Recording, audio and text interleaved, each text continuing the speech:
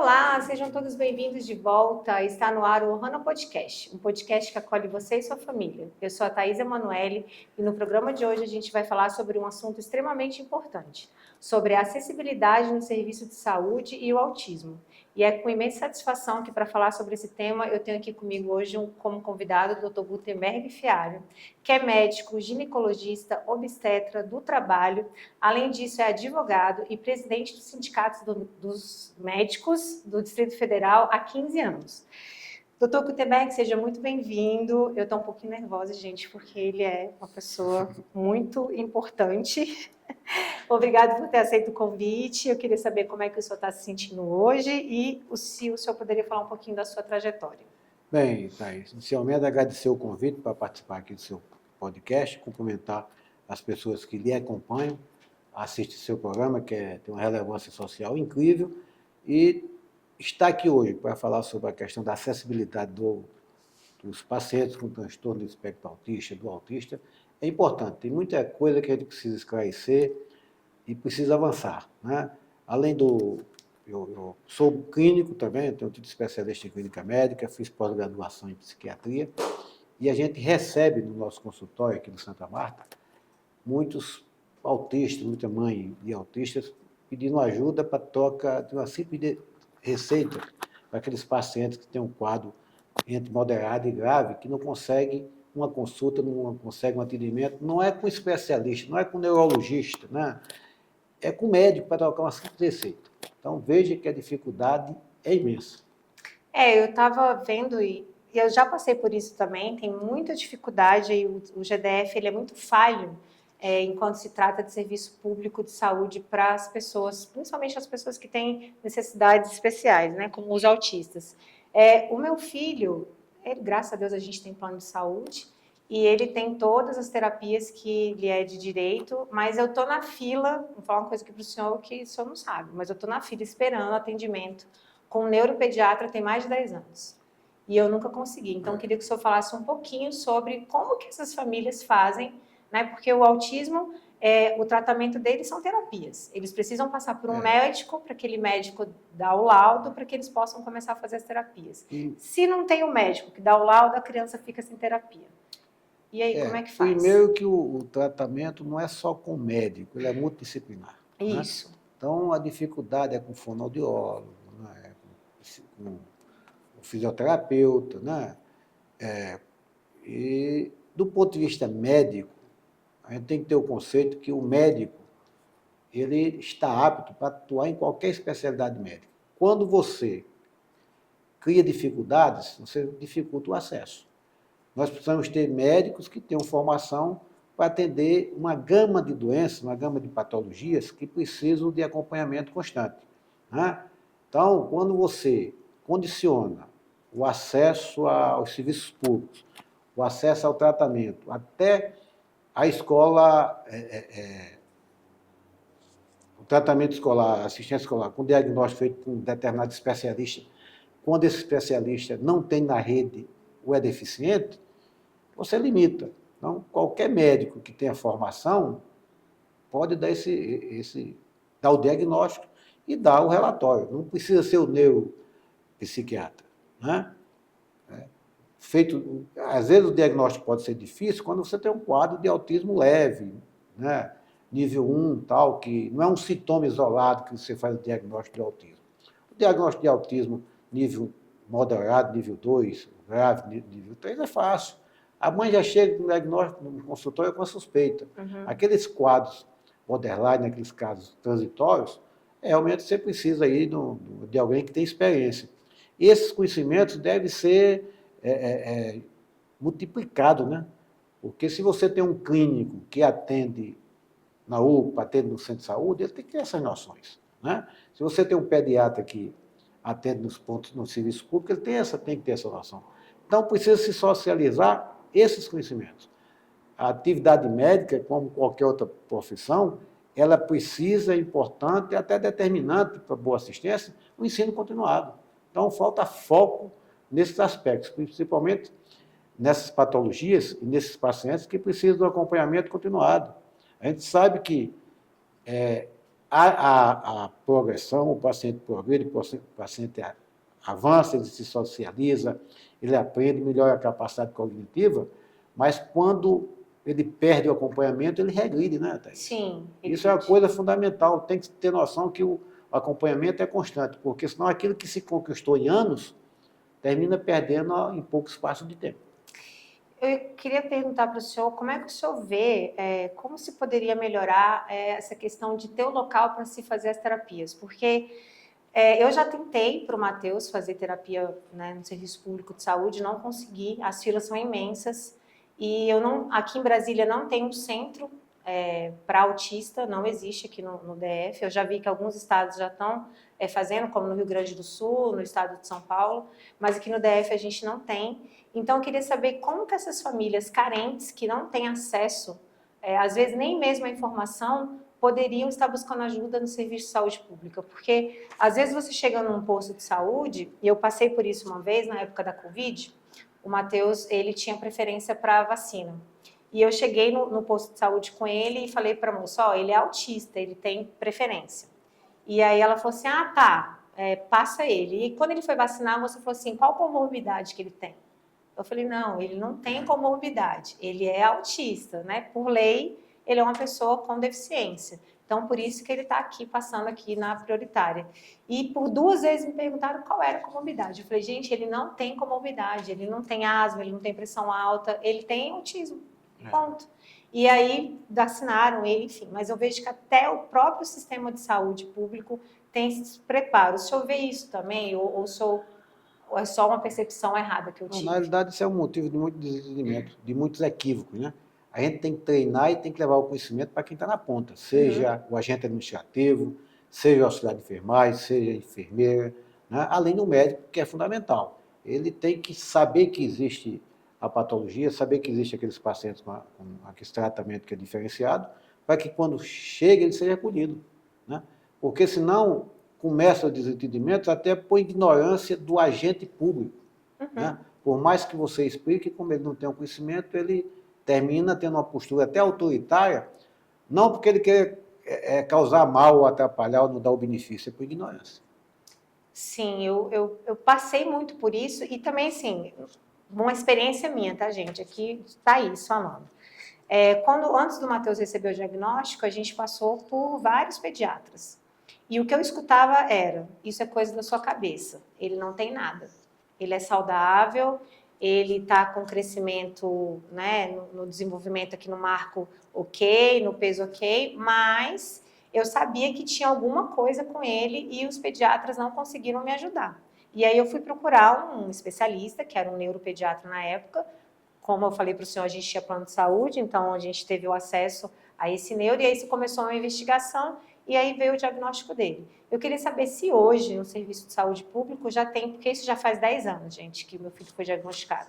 Se hoje os médicos, os pediatras estão tendo aí um olhar mais acolhedor e mais, assim, para que essas famílias tenham a possibilidade de conseguir, como o senhor falou, qualquer médico pode dar o laudo.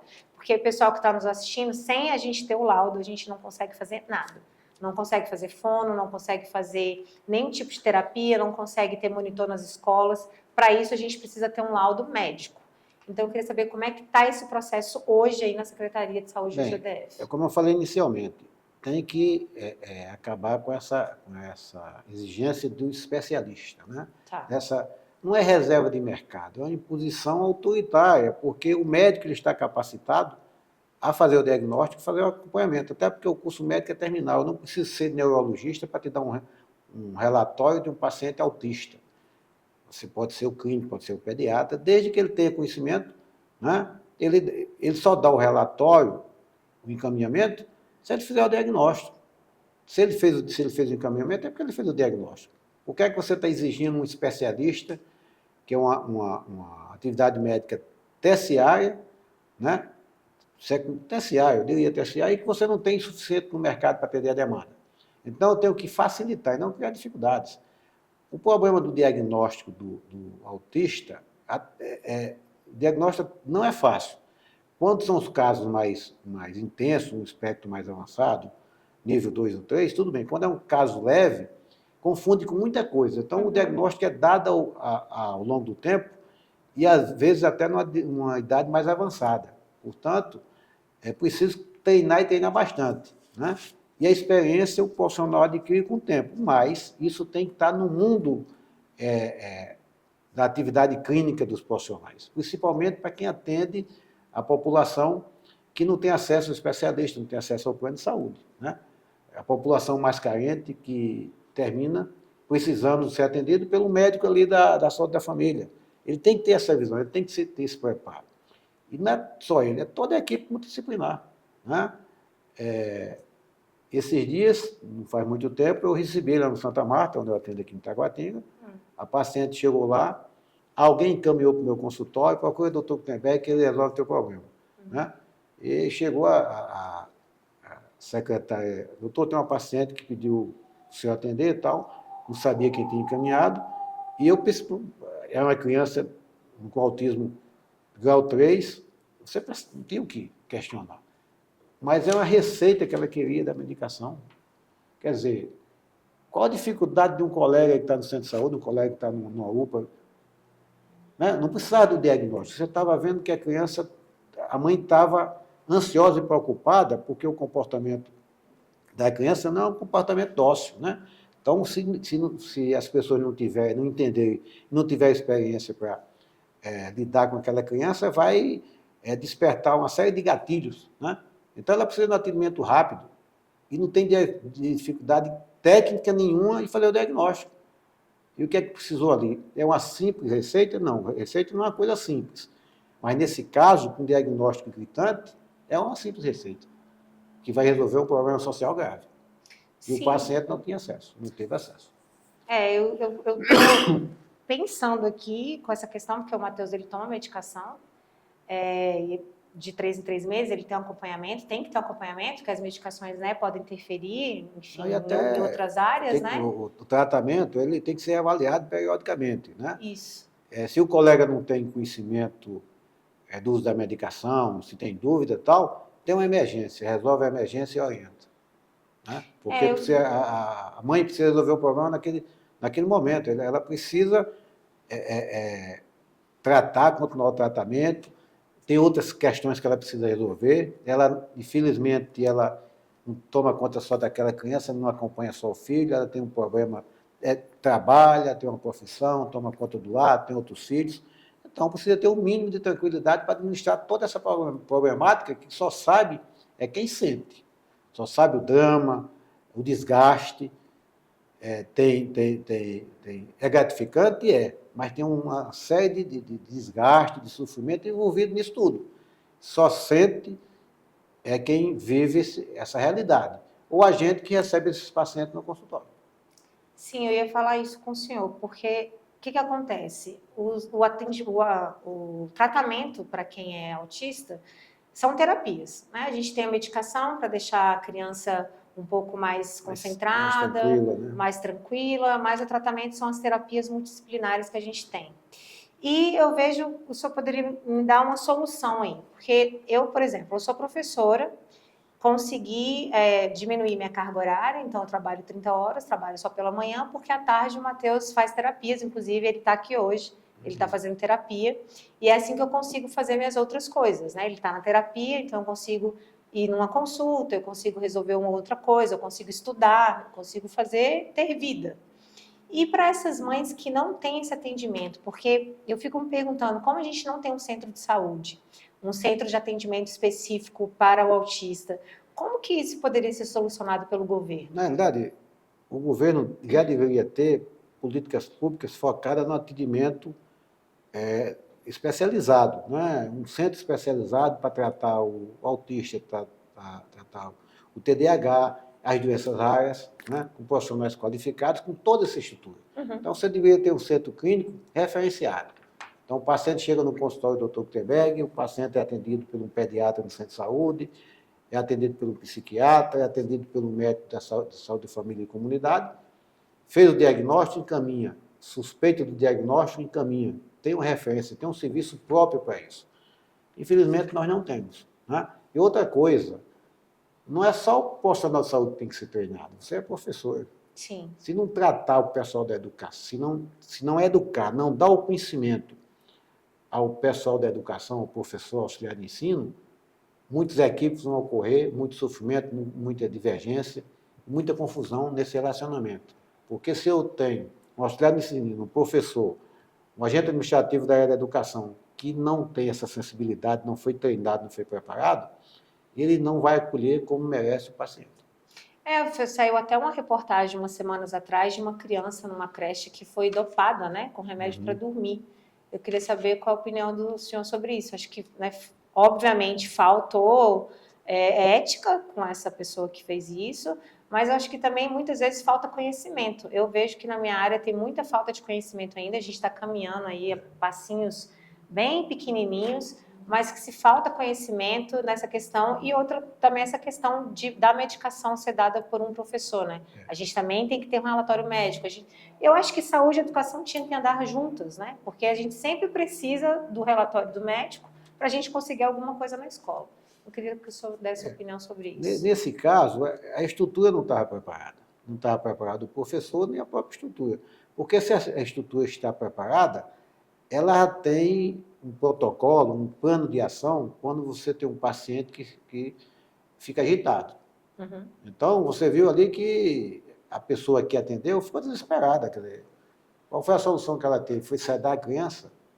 Né?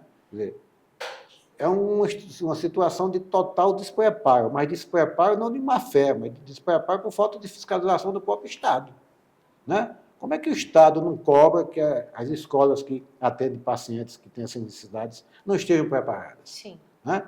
Cadê Então, a fiscalização, o contexto é bem mais amplo do que a simples ação daquela auxiliar de enfermagem, auxiliar de ensino ou professor. Tem que analisar todo o contexto e corrigir todo o processo. Né? E para essas famílias que não têm condição, então, como a gente já falou aqui, né, não tem condição de ter um serviço de plano de saúde, precisa do sistema público de saúde e não consegue ter acesso, o senhor indicaria que essa família fizesse o quê? Procurasse o Ministério Público, delegacia, a mídia, faz o quê? Olha, é fácil mandar procurar o Ministério Público, é fácil mandar procurar a delegacia, é fácil mandar procurar, né, alguns órgãos de controle. Só que, infelizmente, eles não estão com esse foco prioritário. Né? Você procurou a delegacia, o que é que a delegacia vai fazer? Vai tentar criminalizar. O Ministério Público tem N ações e demora tal. A gente precisa cobrar da Câmara Legislativa, cobrar da autoridade sanitária, do secretário de saúde, do governador, políticas mais eficazes e colocar o serviço à disposição. Qual o mistério que existe em você criar centros especializados para tratar essa gama de pacientes que necessita de assistência? Eu tenho conhecimento, eu não preciso do especialista, como eu falei e repito. Uhum. Se eu tiver o neuropsiquiatra, o neuropediatra, excelente, mas eu não tenho, eu treino o clínico, treino o pediatra, treino o médico de família. Que estão preparados. O conhecimento ele é multiplicado, você dá um curso, você prepara. Sim. Então, falta vontade política, né, para resolver o problema. Não tem nada difícil, né, porque os recursos existem, as soluções existem. Falta determinação. Até saiu agora pela DSM-5, né, Dai? A questão do MChat, que qualquer pessoa pode aplicar. É um questionário que tem 20 perguntas, 22 perguntas. E por esse questionário, tanto da área da educação como da área da saúde, qualquer profissional pode aplicar, para a gente ter uma previsão se aquela criança ali está ou não está dentro. É só para criança. Eu acho que o governo é falho em não ter material ainda que abordem adolescentes e adultos, porque não tem. A gente só tem para crianças até 2 anos, né, Dai? Na realidade, você tem que fazer a busca ativa. Esse é um checklist. Mas... Preencheu determinados critérios, um percentual, isso, encaminha. Qual serviço vai encaminhar? Não tem. Não, mas eu só posso incluir em determinado serviço, para determinada escola, se tiver um relatório do neuropediatra. Assinado pelo médico. Neuropediatra. Não o médico não, é o neuropediatra. Quantos neuropediatras tem na cidade? Poucos, eu acho. Poucos, você conta porque você tem uma fila de 10 anos. Quantos atendem no serviço público? Você manda para o hospital da criança e fica esperando quanto tempo? Sim. Né? Então, falta, não é não é a solução existe, falta o comprometimento. E é custo barato. Eu não preciso contratar mais profissionais, só preciso preparar e colocar na pauta, colocar no mundo. Você quer ver um negócio? Faz tempo que eu não vejo uma rural, Manuel. Você lembra de rural? Aquele carro antigo e tal. Se eu sair procurando, se eu sair daqui, eu vou encontrar as 2 ou 3 na rua. Mas quando eu não lembrava mais de rural, eu não via nenhuma na rua, passava por mim. Se eu colocar o conhecimento na pauta do dia dos profissionais, quando entrar a criança, ele já pensa em autismo na hora, pensa em TDAH, e uma série de outras doenças raras que existem. Né? É só colocar na ordem do dia. Então está faltando, eu sempre achei isso, eu sempre falei que falta comprometimento do governo. E diagnóstico, né? É bom até para explicar para as pessoas que estão nos acompanhando, diagnóstico, você faz de imediato quando você vê aquela doença todo dia. Quando você não vê, ou você fez o curso de medicina há 20 anos, tem uma doença rara, eu nunca vi, não vou fazer o diagnóstico de imediato. É assim que funciona a mente humana. Né? Se você exerceu uma atividade, passou 6 meses de férias, quando você volta, você tem que recuperar tudo de novo até chegar no ritmo normal. Não é assim quando a gente sai de férias? Assim é como médico, como engenheiro, como advogado. Eu sou advogado também.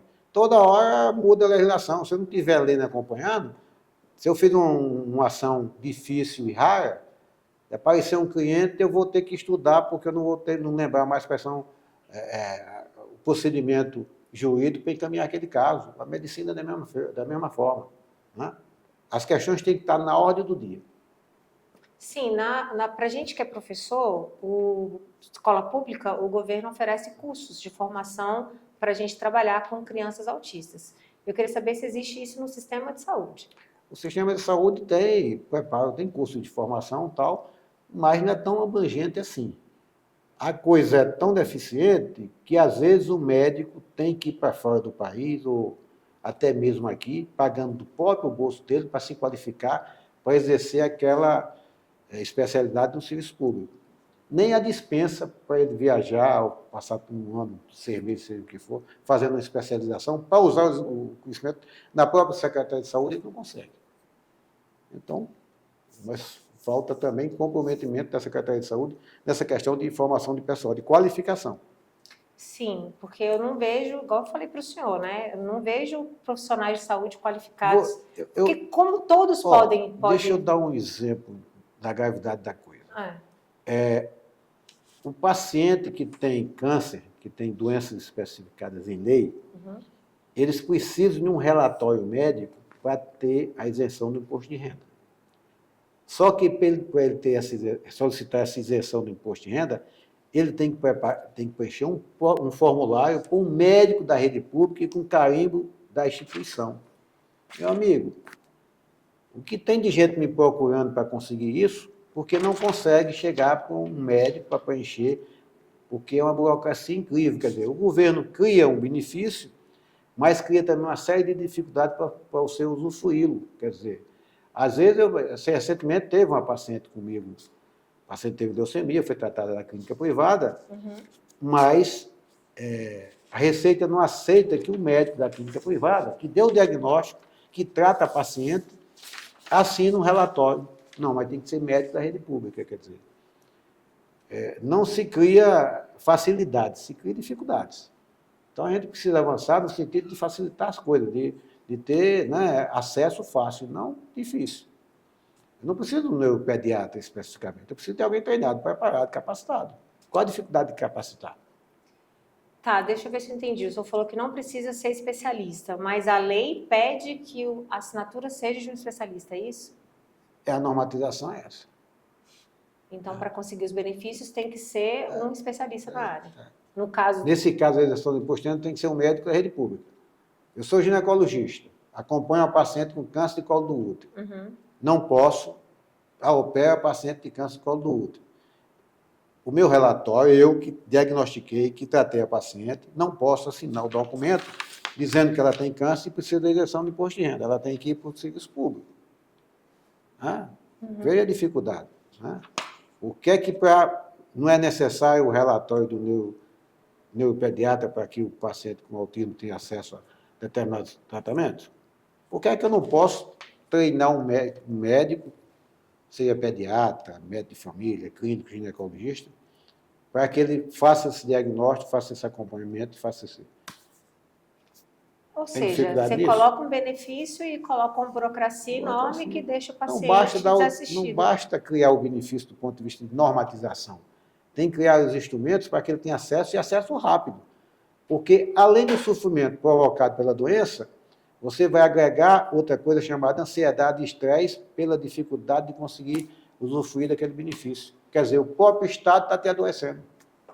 Sim, e pelo que eu assisto em reportagens, a gente vê que o Serviço Público de Saúde estão querendo privatizar ou colocar meio público, meio privado, que isso seria para beneficiar a população, mas eu não tenho visto isso.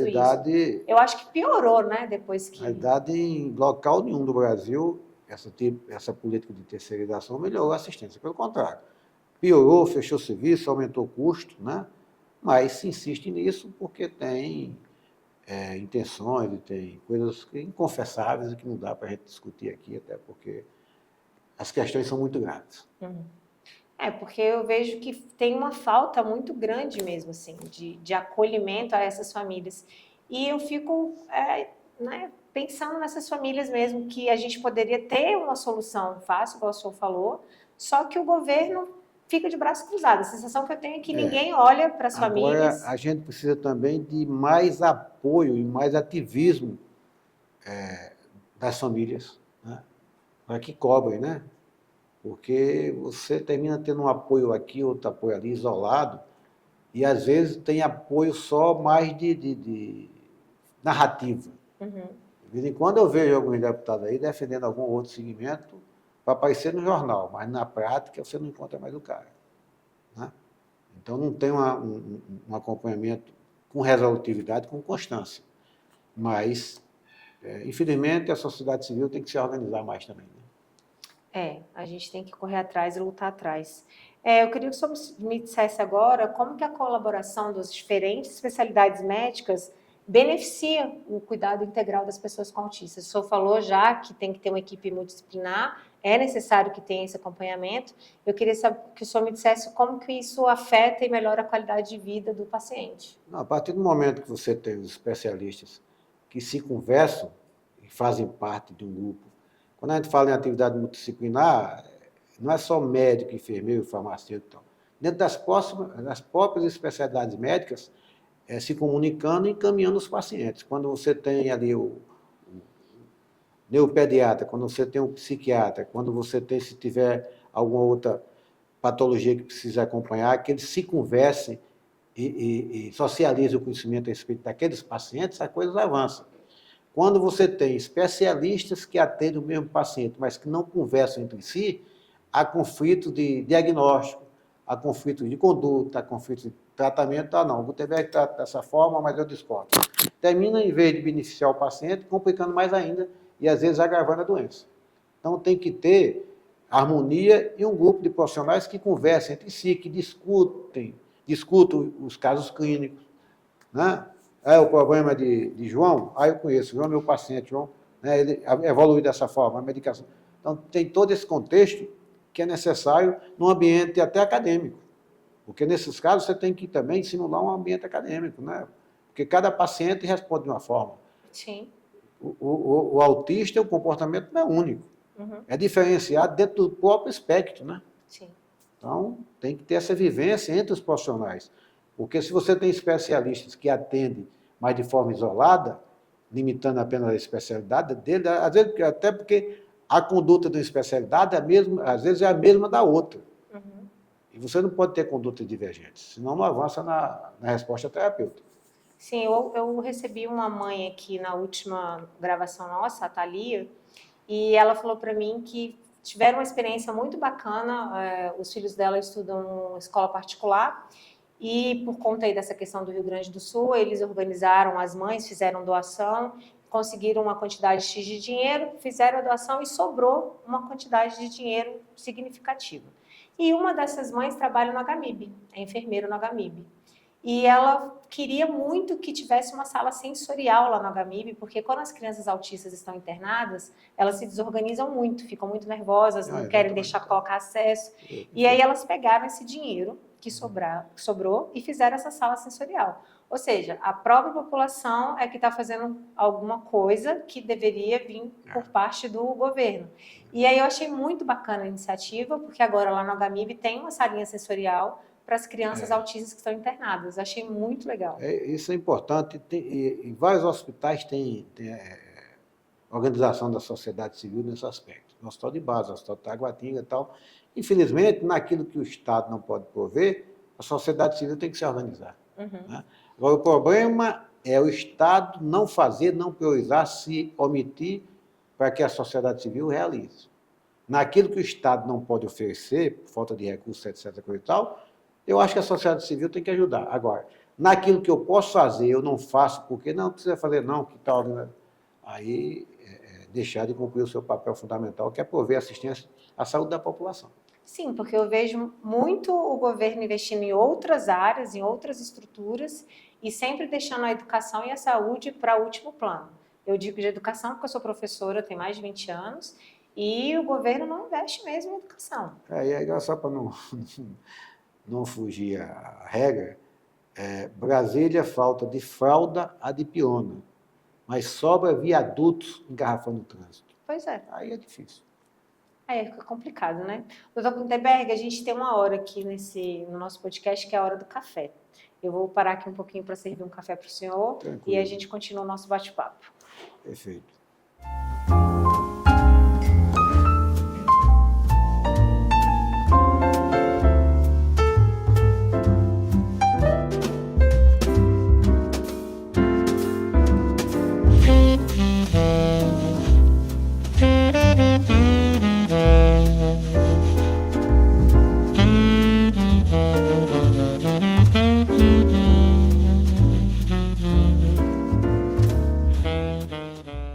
O senhor até comentou agora aí, falando sobre essa questão de não ter médico no serviço público. Queria que o senhor me tirasse, é uma curiosidade que eu tenho. Por que os médicos não ficam no serviço público? Eles preferem ir para o serviço privado, na realidade, eles não particular? preferem, eles não têm opção. Péssimas condições de trabalho, insegurança no local de trabalho, violência no local de trabalho e salários péssimos. Então, não tem jeito, eu tenho que procurar outra alternativa. Né? Nós tivemos, ao longo do tempo, diminuição do gasto do governo com recurso humano na área da saúde, no tratamento médico. O governo gasta hoje menos dinheiro pagando médico do que há 10 anos atrás. Então teve uma desvalorização, né? Eu vou dar um exemplo aqui. Todo mundo fala que a rede de Sara é boa. Que ela é excelente atendimento, não é isso? Acabou de lançar um edital, um concurso para anestesista com salário de R$35.000. Para começar. Então, para começar. Aí aqui começa com 6 mil. Entendeu a diferença? Então, aí você vai para a rede de Sara, você vai ficar... Porque a Sara é privada, né? Acho que ia mandar para mim, mas de qualquer forma me reencaminha, porque é tanta coisa. Quer dizer, então, se eu estou gastando 16% a menos na folha de pagamento do médico, tem alguma coisa errada, porque não tem médico, o pessoal está aposentando, está pedindo demissão e não repõe o que está saindo, mas que precisa aumentar, é o que está acontecendo aí, é desassistência, o pessoal morrendo por falta de profissional. E sobrecarregando e levando um adoecimento do profissional, porque eu estou sozinho aqui para atender uma população imensa, é para ter 4 médicos, eu estou sozinho, mas o paciente está lá fora, acha que eu sou o super-herói, que eu tenho que atender todo mundo ao mesmo tempo, eu não posso tomar café, eu não posso ir no banheiro, eu não posso descansar, não posso. Né? E se brincar, apanha. Já teve casos porque a população não tem noção, né, doutor Gutenberg? Ele acha que a culpa é do médico, né? E não é do médico a culpa. A culpa é de quem não está dando assistência ali, não está colocando médico para trabalhar. E além disso tudo, eu vejo que falta também, às vezes, o básico, né? Igual o senhor falou aí, da fralda ao de pirona, falta dentro do sistema de saúde. Falta o básico para o médico trabalhar. E como é que faz? Falta o básico. Então, mas a população só se preocupa, infelizmente, quando acontece com ela. Enquanto o sofrimento não for seu, você não cria ânimo para brigar. Enquanto for do vizinho, você solidariza, você brinca, você faz até piada. Sim. Até não ia até de mal intencionado, mas né?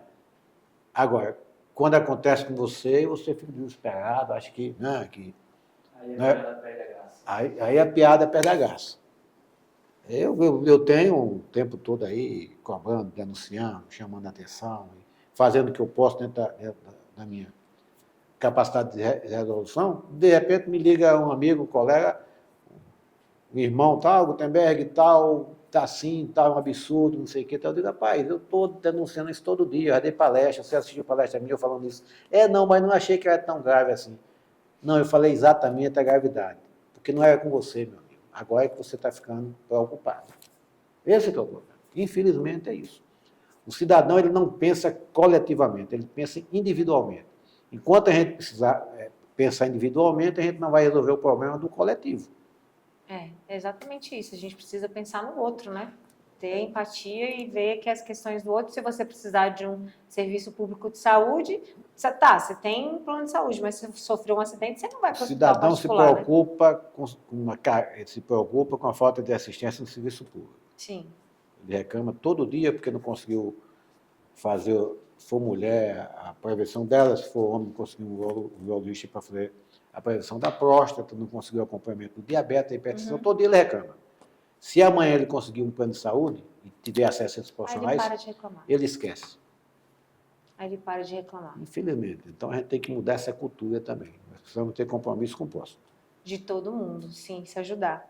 A gente está encerrando, mas eu gostaria que o senhor deixasse uma mensagem aí para as famílias que não têm acesso, que não têm estrutura de plano de saúde, que dependem totalmente do sistema público. O que essas famílias podem estar fazendo, né, para conseguir ter atendimento para essas crianças que estão ficando prejudicadas, não estão tendo qualidade de vida por falta de tratamento e de terapia? Na realidade, a gente sabe o sofrimento que é procurar assistência nessas situações, porque isso acontece no meu consultório. Então, eu conheço o sofrimento de vocês. Agora, tem uma coisa que a gente tem que exercer, que é uma coisa chamada cidadania. O que é cidadania? É procurar as autoridades, é reclamar, é brigar, é fazer passeata, é procurar quem tem compromisso para ajudar, porque não dá para ficar só reclamando. Você tem que somar um sofrimento a mais ao o esforço que você faz no dia a dia. É cobrar das autoridades competentes. Porque se não houver clamor, se não houver reclamação, se não houver gritaria, nós vamos continuar vendo construções de viadutos e faltando cada vez mais assistência à saúde da população. Doutor Gutenberg, muito obrigada pela sua participação, só tenho a agradecer, acho que foi muito rica a nossa conversa, nosso bate-papo. Pessoal, não esquece de seguir nas nossas redes sociais, o @RonaPodcast, o @UnicaKids. Doutor, quer deixar a sua rede social? Não, com certeza, vamos, Dr. Gutenberg. Então, vamos seguir lá, pessoal, todo mundo. O Dr. Gutenberg é um profissional da saúde que está do nosso lado, está aqui para nos apoiar e nos ajudar. Então, precisando, tendo alguma dúvida, conte com a gente, dá o seu joinha lá no canal. Aí, eu estou agradecer esse espaço e estou à disposição. Se precisar, dentro da minha disponibilidade, o meu amigo Manuel sabe que de vez em quando ele aparece no meu consultório, não precisa ter plano de saúde, só precisa ter paciência. Aguardar que quando eu terminar de atender meus pacientes, eu atendo. Ótimo, agora, viu, gente? Ele vai atende lá, no leva uma revistinha, né, dá um cochilo enquanto eu atendo os pacientes agendados, depois eu atendo vocês. Não tem problema nenhum. Então, tá tudo certo. Ninguém sai sem ser atendido. Muito bom, pessoal. Então, a gente se vê até breve. Tchau!